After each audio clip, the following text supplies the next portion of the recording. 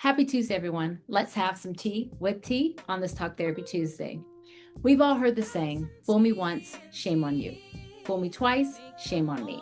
But what about the third time, the fourth time, the fifth time? What happens when the person who's disappointing you is you? One of the hardest people to forgive is often ourselves. It's one thing to forgive someone else for hurting you. It's another thing to look in the mirror and say, I knew better, but I did it anyways. That's where hidden shame begins to grow.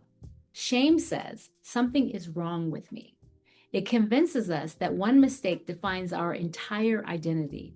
And over time, that hidden shame begins to affect every area of our lives.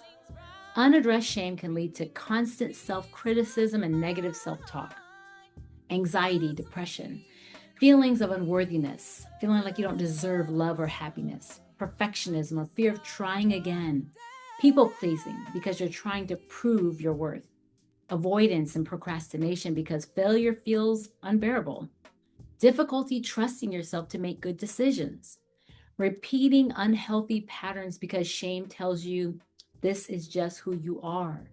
The irony is that shame doesn't prevent repeated mistakes. It often fuels them. When we believe we're broken, we stop believing we can change. Imagine someone learning to ride a bike and they fall once, they get back up, they fall again. Eventually, they become so embarrassed by falling that they stop riding altogether. The problem wasn't the falls, it was believing the falls meant that they would never succeed. The same is true in life.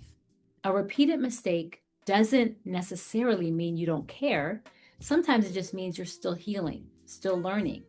Or maybe you haven't addressed the root cause.